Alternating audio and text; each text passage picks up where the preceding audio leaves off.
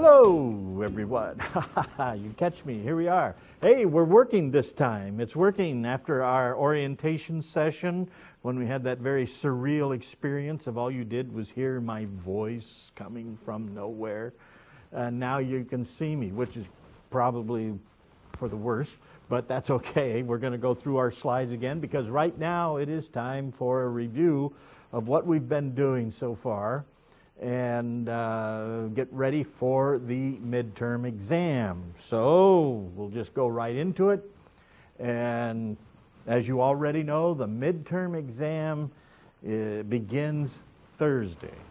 And it'll run for 1 week. It's in the testing lab, as you know. The Social Science Testing Lab at the Center 456. And the test will have 50 questions. They're all multiple guess. That is, it's not going to be any essay, so you don't worry about that. It's just going to ask you things about what you've been watching. And it will be, some will be conceptual, some will just be nuts and bolts, matter of fact kind of things. So that's what the test will look like. The good news for you is that you are allowed one 3x5 note card. I mentioned that during the orientation session. It's mentioned in the syllabus, and I will mention it again here, and that is you're allowed one. That's all, just one. And you can go front and back if you like. You can put whatever you want to on that card to help you get through the exam. But just remember, it's one card only. All right. Now, on Moodle, I don't use Moodle for anything except storing documents. So you don't have to go to Moodle for anything until I tell you to go to Moodle. That sounds nasty. Go to Moodle, will you? But on Moodle is a study guide. And you can download the study guide right now. And the study guide is rather specific to what will be on the exam. So, in other words, if you read through that study guide and you go, yeah, man, I know all of that stuff. Gee, I can do that in my sleep. Gosh, I know that. You got it made. And if you read through that and you haven't got a clue of what's going on, then you got a lot of trouble. And for most of us, if you go through it and you go, yeah, I know most of this stuff here, but boy, I don't know this one part here, then you probably should put that on your card. Research it, find out what the correct answer is, and put it on your card. Okay? So, it is on Moodle right now, so you can download it, check it out, and then have a good idea of what to expect on Thursday.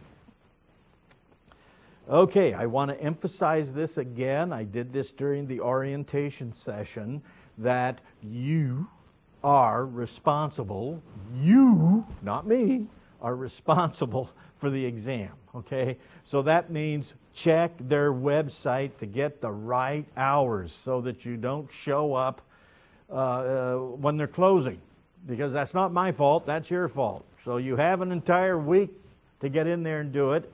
And I am absolutely positive, and I know this, I didn't check, unfortunately, but I'm positive that they're going to have Saturday hours, because spring term, it's a mess. And just like it's been a mess all year, but they try to accommodate all the students. But I don't know, this is roughly midterm, not every professor uses this week as a midterm. But just to give you a word of warning, come the final exam time, it's an absolute mess. So I urge you, I'm warning you ahead of time right now, because we got about, 5 weeks left or whatever, but ahead of time here is think about taking that final exam on a Saturday, because they are lined up around the block 20 times to get in there to take the final. So, all right. With that said, there'll be no makeup exams, so don't call me up and say, I couldn't get in because I didn't feel good. No, you're going to have to prove to me you didn't feel good. Okay, let's get specifically what's going to be on this exam. Actually, what we're looking at is everything from the very first of the term, which was the classic Hollywood style, through, this week, the romantic comedy. So specifically then, it will cover this whole idea of what the American movie industry was. So have a good understanding of the overview of American movie industry, which is production, distribution, exhibition. So essentially when we talk about the studio, Hollywood studio system, which we'll talk about a little bit later, but this era that we call the studio system, this era, the industry is marked by three things. It produces films, it distributes the films that it produces, for the most part, as it progresses into more like the 1950s, it will also, the studio will distribute films that are made by other producers. But for the most part, it produces films, it distributes films to their own theaters. So, when you think of it, if you've ever lived in a town that had a United Artists Theater or a Paramount Theater, if you've ever lived anywhere where they had a theater like that, the Paramount or the United Artists, okay, what that means is that Paramount Pictures produced the movies, they distributed the movies to their own movie theaters. Okay, then that eventually is broken up, as we'll see later. The second important thing, the second part of this overview is on the bottom there, the industry's use of genre to minimize financial risk. And we'll talk about that when we get to genre here in a few moments. Okay. Have a good understanding of the technology and the inventions and all of that sort of thing. And with regard to the history of the motion picture, movies are based on a principle called persistence of vision. That a series of still films on that strip of film is run through a projector. It runs through a camera first, then it runs through a projector and gives the illusion of motion. We standardized that. The silent era films were shot roughly, there's no exact speed, but it was roughly 16 to 18 frames per second to give normal motion, so that when it was projected, you would see on the screen people moving that looks natural. When it went to sound, the sound, in order to get true fidelity, the sound had to increase. The speed had to increase to get true fidelity, so that it was standardized at 24 frames per second. And so that is why why it changed from 18 to 24, is for the fidelity, true sound. That is also why, in many cases, when we laugh about silent movies, because the joke was always, they move so fast, you know, silent movie stuff, they're always kind of moving so quickly, and that was because, for the most part, a lot of silent movies were reissued with soundtracks and sound effects in the 1930s. And when they did that, they had to increase the speed in order to maintain that sound. And so a lot of those prints that survived the silent era, those movies that were made in the silent era that survived, were actually sound prints that were made in the 30s. And that's why you get that idea about how quickly they move, the fast action thing. Okay, understand the key innovations in individuals. Understand what a kinetoscope is. Understand the contributions of Edison and Dixon. Understand the Nickelodeon era. That's the Nickelodeon era is the movie theater era. That's when movie theaters are established, and they're called Nickelodeons because it only cost you a nickel to get in. Understand Edison's MPPC, the Motion Picture Patents Company. That was his company that held absolute and total control of movie cameras and projectors. If you wanted to make movies, you had to get them from Edison. And then it moves into the great movie palaces, these unbelievable showrooms for movies. Huge, and this is where probably the most famous movie theater in the world is, all at once. That's right, Grauman's Chinese Theater, which isn't owned by Grauman anymore. But it's called the Chinese Theater because its motif was Chinese, pagoda kind of thing. It was this humongous, giant showplace. Okay, the narrative style. They discussed in the video series the ways and means by which stories are told visually or stories are told cinematically. And here they are. They talked about these 5 things that are crucial to us for the exam. Equilibrium and disruption. From the book, it is this: an initial state of affairs is introduced after which something occurs to disturb this equilibrium. Now, essentially what they're stating there is, what? Everything is fine, everything's perfect, and then something happens to disrupt it all, and things get out of balance. And then subsequent events attempt to restore the original status quo, but this is repeatedly frustrated and order is recovered only at the end of the film.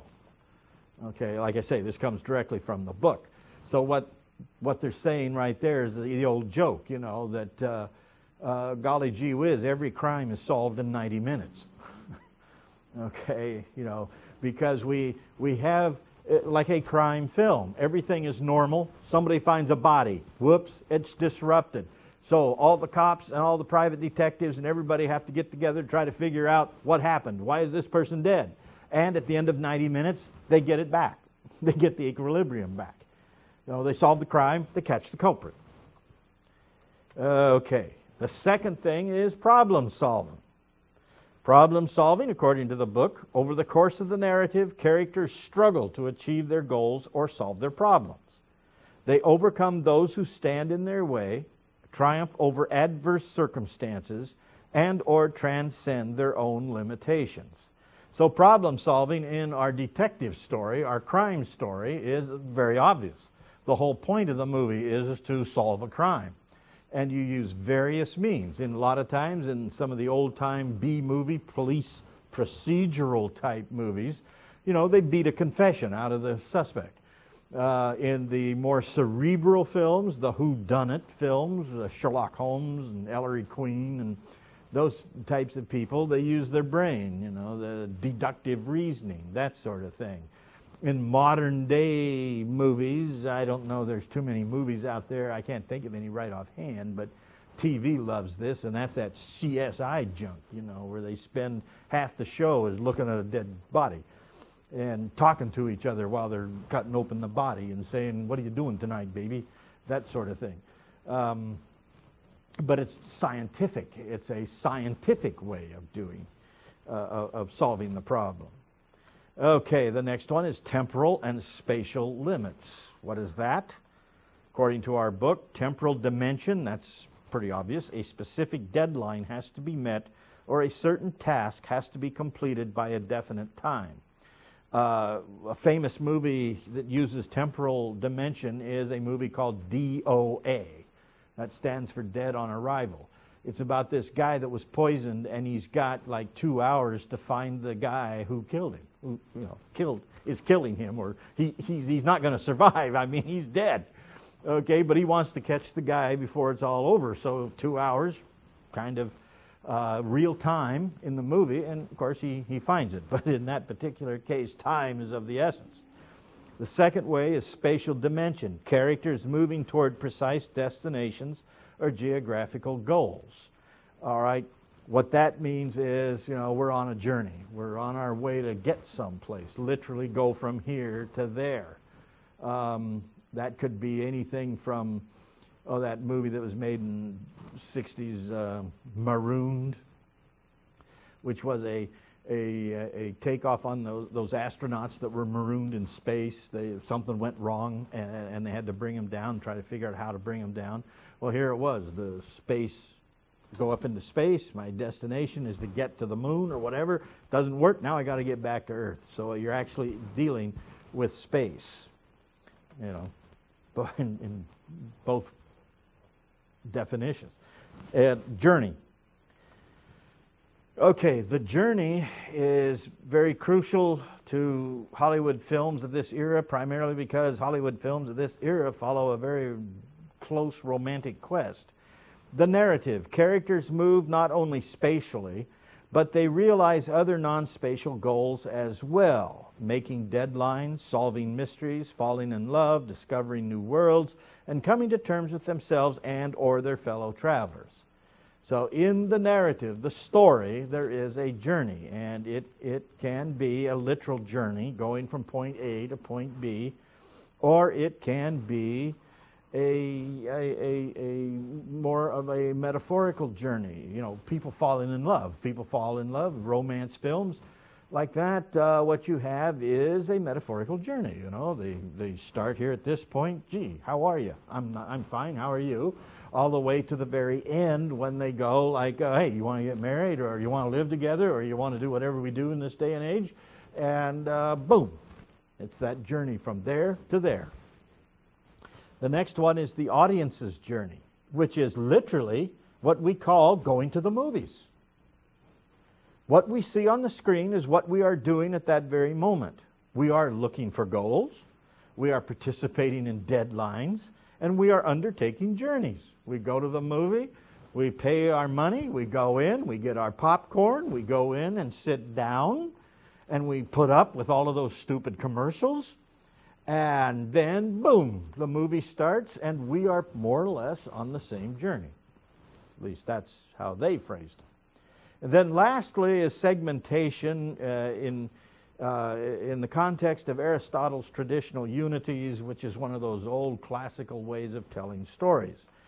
Now, in the movies, segmentation is a process of structural analysis that breaks the film down into its basic narrative units.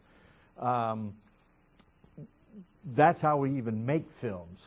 Those who have been involved in film production, if you're involved in the production courses, you know that you break a film down into its units.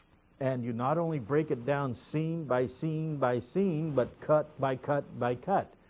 That is, you may break this scene that takes place inside this very room that is separate from a scene that's going to take place outside, but within the room, you're also breaking it down into long shot, close shot, medium shot, over-the-shoulder shot, all of these various kinds of shots that you break it down. And then in the cutting room, you what? You put it all together. You get it all together so that it creates a whole. Now, the dramatic unities of Aristotle, they are action, time, and space. But most films violate those traditional unities and lend themselves to segmentation. In the beginning, they did literally, they tried to follow those things because they thought the audience needed that. The audience had to understand where they were at. You couldn't, for instance, if you cut on something, the audience was disoriented. So the very early films, you don't have cutting within a scene. In early films, everything is in a long shot. And when they cut away to some other location or some other time. So the audience says, okay, I see how that works, but my gosh, think of what would happen if you're in this room and suddenly they cut from that room to a picture of you, and they don't, and we're not sure if you're in that room or not. And the audience would go, what happened? What happened? This is different from what we were looking at. It would be like, they're watching a stage play. And soon the conventions take over. And then you recognize that. And it's not like it took 20 years to do it. It was very, well, it did take some time. But experimenters, they like mostly the guy that I'm thinking of is Griffith, who in his early films, who understood that we could get away with this, that we can cut on action. And certainly that Western, the Great Train Robbery, where they actually did use cutting, which we're going to talk about in a minute. But cutting on action, which is going on at the same time. Okay, we got to move on. We're running out of time here. Okay, classical film style, film techniques, relationship to the narrative. Understand what mise en scène is. That's the French word that means put on the scene. That's what you see. Everything within that frame, whether that is a square frame, what we like to say today as 4x3, or if it is a rectangular 16 by 9, like we like to say today. But it's everything that you see within that frame. All right? Camera movement, the different techniques that are involved in that. How do we move the camera? We move the camera on its axis. We can pan. All right? We can tilt. So that's movement. Or we can also move the camera itself in a tracking shot, a dolly shot, a traveling shot. The lighting, the different types and effects of lighting, low-key lighting, high-key lighting, understand that. Understand the three-point lighting technique. The sound, all these things that are used for sound, the mics, the mixing, the scoring, the continuity. Understand what a shot is as opposed to a scene. Understand scene editing between and within scenes. Usually in the old style, when you move from one place to another, they used a dissolve, which is a very unique part of film that you can't duplicate anywhere else. That is any other art form, and I hesitate to say that television is an art form, but at any rate, it's pretty much limited to film, the dissolve. And scene organization, if it's linear, circular, flashback, is it a flashback within a flashback within a flashback? Cross-cutting, that's what we were talking about with the great train robbery. That is, the action is simultaneous, but we're cutting cross, okay? And that the typical way of that is, we're cutting of the woman on the railroad tracks with the train coming and the hero riding to rescue her. All of those things are happening simultaneously, and yet we are seeing these each from a different angle, different purpose, different whatever, but they're all happening at the same time. Point of view editing in the old 180-degree rule, that's production, don't cross the line. Okay, the studio system.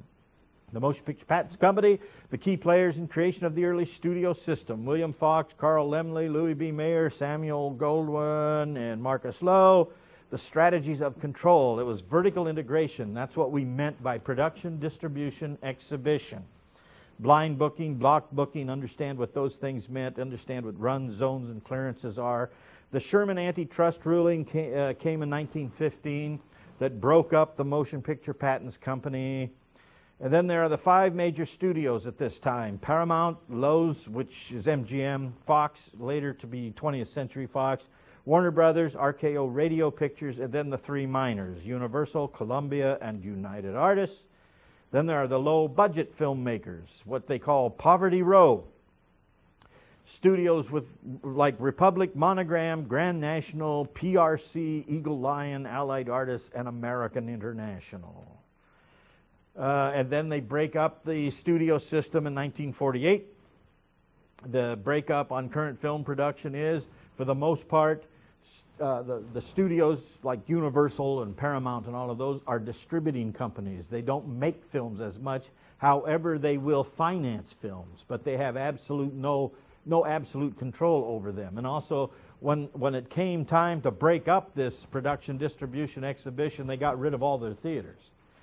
The average cost of film production over time and the rise of film artisans, blah, blah, old studios now, as I mentioned, financiers, distributors of independently produced films. Recognize the star. This is something that Hollywood and movies created on their own. People with personalities that have a special personality on celluloid that may be entirely different from what they see or what you would see in real life. Okay, there's all that stuff. That's in the study guide, because we've got to move on. Genre is important. The ability to categorize movies. Genre serves to stabilize an otherwise unstable movie industry, in the sense that each new film banks on a number of familiar elements, motifs, and themes, but in a new way. It's theme and variation for all you music lovers. That's what genre is, theme and variation. We just make the same thing, but it's varied. And, of course, it's the Western. Western is distinctly American. It's based on dime novels and real-life characters that are twisted to become heroes. Billy the Kid movies. Billy the Kid's a dirty, rotten killer, but becomes a hero in the movies. 3 essential ingredients in the Western: the hero, the villain, and the landscape. The landscape is very important. It is wide. It is broad. When CinemaScope was created in the 1950s, it covers the broad West, the Wild West, this forever, this land, manifest destiny stuff. Symbolism: East meets West, fact meets fiction. They're mostly fiction. Culture versus nature, culture conflicts. And we got to move on to the final frontier, space films. They just take a lot of the Western themes and notions and set them into outer space. American comedy, the comic expression of social repression. Okay, especially during the Depression, when you have this. Themes of American comedy: there's racism, there's social integration, comic disintegration and disorder containing chaos. Those are all mentioned in there. And, of course, class and democracy.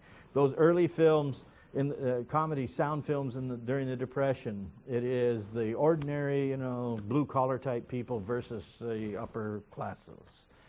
The popularity of comedy actors, the history and type of comedy. In silent comedy, slapstick was represented by Chaplin and Keaton. Often you can distinguish the two by the treatment of women, how Chaplin treats women and how Keaton treats women. And for the most part, Chaplin puts women on a pedestal, whereas Keaton, he takes them off that pedestal and just throws them in the mud when he gets into the mud. Early sound and verbal wit: Laurel and Hardy and the Marx Brothers. The Marx Brothers coming from Broadway. And then romantic comedy, screwball comedies. It's a hybrid of romantic and the slapstick. The comedies that followed, that's on the study guide. And let me just say, if you're confused, you're bewildered, you're rattled, you're depressed, and you're desperate after all of this, stop by during office hours or send an email. Let me remind you that the study guide is now available on Moodle. You can download it, and we already talked about it. So positively no makeup exams, so get there. You have a week to do it. And you are responsible for your exam. It is up to you alone to make the exam date. You can check that website there that you see. And it is the end. Now, any questions? Got through that. No questions? Now I have to finish time, so no questions. Okay. Let me just remind you that the exam begins Thursday. It runs for the entire week. Get in there during the hours of operation. It is better to take it early. I really believe in that, to get in there, get the thing over and done with. You have one note card that you can take with you, and I guess that's all. So if there are no questions, we're done. Bye.